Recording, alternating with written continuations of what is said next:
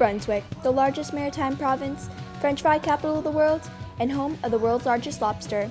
This extravagant province is the 8th most populous in Canada, with a total population of 776,827 people. This coastal region is sure to impress anyone with its beautiful landscape and friendly citizens. It is said to be the best province in Canada and is only getting better by the day. But let's start from the beginning. New Brunswick was first discovered by Samuel de Champlain and other European explorers in the early 1600s.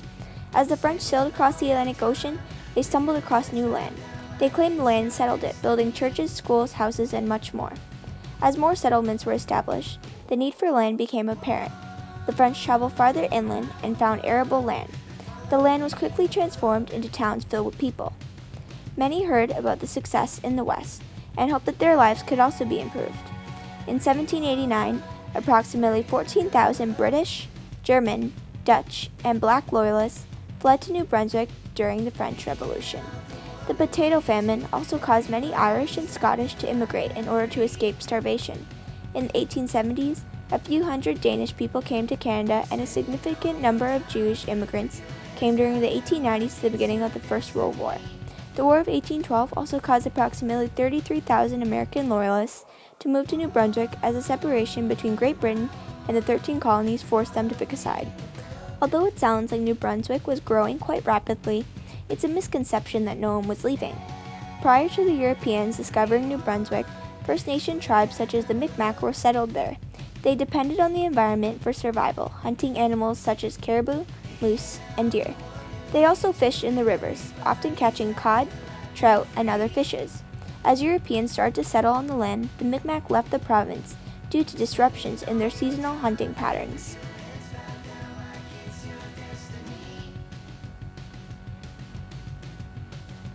The rapid growth in European settlements caused foreign governments to become the lawmakers, sadly causing many to be moved onto reserves.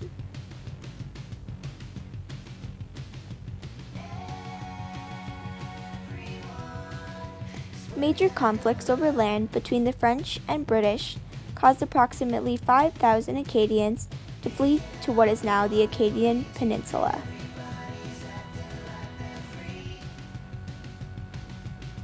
Some were also expelled, emigrating to the 13 colonies or returning to their homeland in France.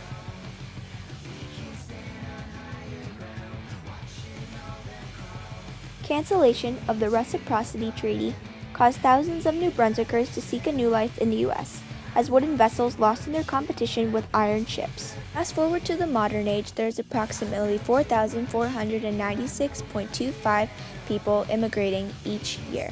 In 2016, immigrants made up about 4.6% of the total population. 1 in 4 New Brunswick immigrants were under the age of 15 and came from either China, Syria, or the Philippines. Most immigrants went to major cities such as St. John, Fredericton, and Moncton. Sadly, in the modern age, unfortunate events such as economy crashes and unaffordable prices caused many Canadians to leave the province or even the country.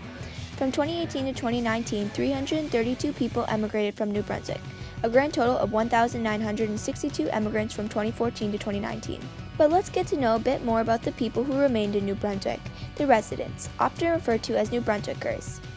New Brunswick currently accounts for approximately 2% of Canada's total population.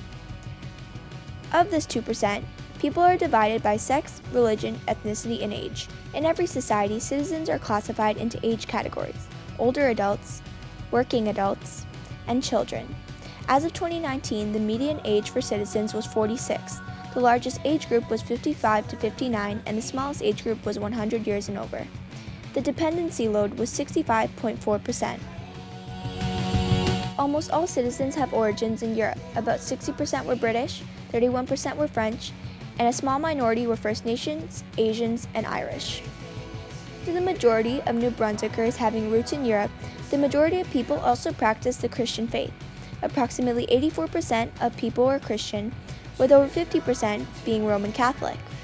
As of 2011, 15% of people identified as having no religious affiliation, 0.4% were Muslim, 0.1% were Jewish, 0.1% were Hindu, and 0.1% were Buddhists. However, as the number of immigrants from the Middle East increases, the Muslim population is expected to grow. The distribution between men and women is quite even in New Brunswick, with women accounting for 51% and men accounting for 49%. Where do these residents live, you might ask? Original New Brunswick settlements were located along the coastline, as early settlers depended on the river for fish, water, and agriculture. Now, New Brunswick has all three types of settlement patterns, with it being clustered in major cities, linear along the coastline, and sparse in rural and agricultural areas. New Brunswick is considered one of the most rural provinces in Canada. According to the 2011 census, rural New Brunswickers made up 48% of the population, and urban made up 52%. The urban to rural ratio has been 1-to-1 for the past 30 years. One significant city is Fredericton, which has been the capital of New Brunswick since 1785. It is the third most populous city in New Brunswick, having a total population of 58,220 people. Fredericton is widely known as a city at the edge of nature, due to it having 88 kilometers of hiking trails and the St. John River located in it. Another major city located in New Brunswick is Moncton.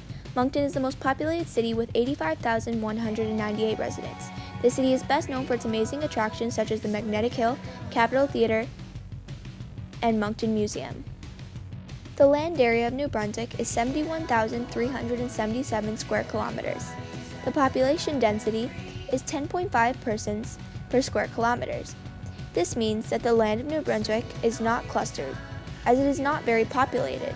Especially considering the high amount of rural land area, one might consider New Brunswick deserted. In most cases, people settle depending on the location of their job. The major industries of New Brunswick include mining, forestry, fishing, and agriculture. The mining industry is mainly dependent on the production of lead, zinc, copper, and potash. And fishermen in New Brunswick can be found catching cod.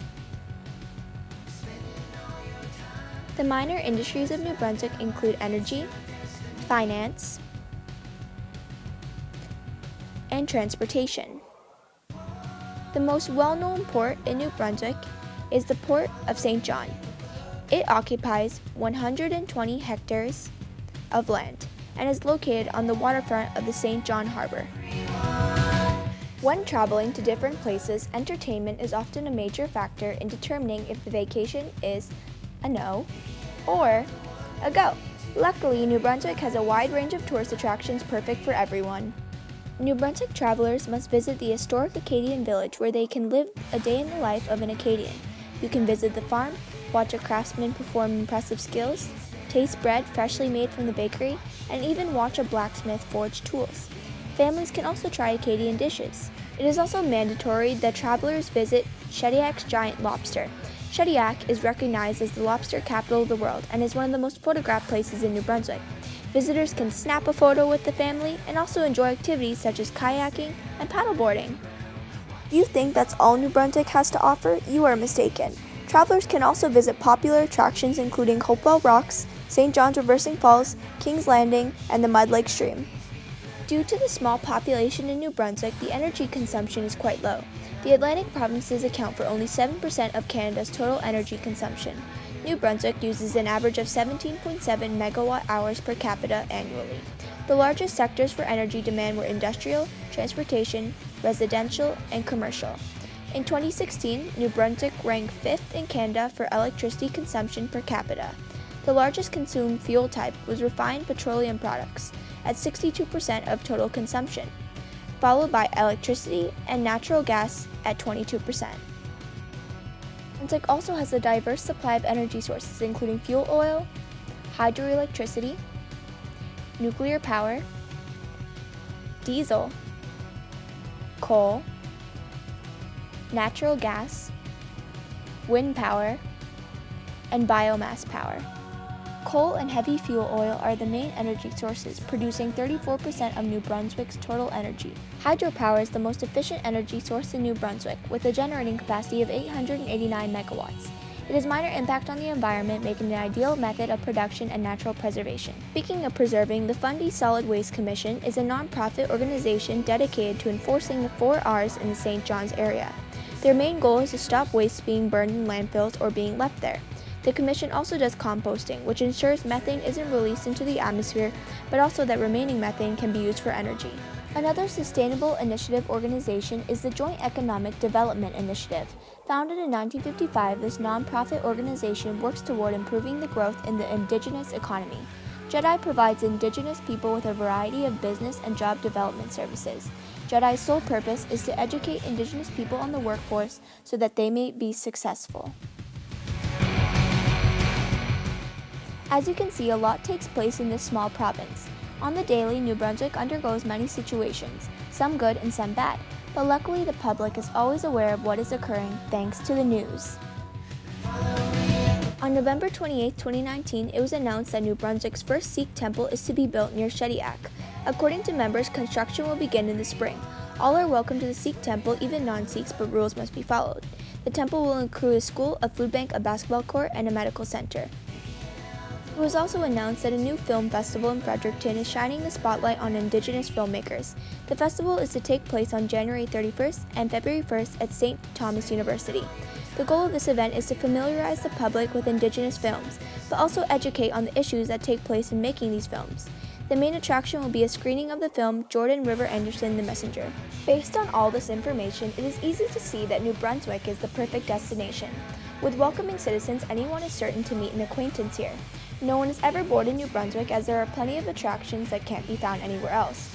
With an equal distribution of urban to rural, visitors can choose to sightsee the major cities or small towns. And lastly, you will never be left in the dark during your time here, as the news is always updating the public on current events.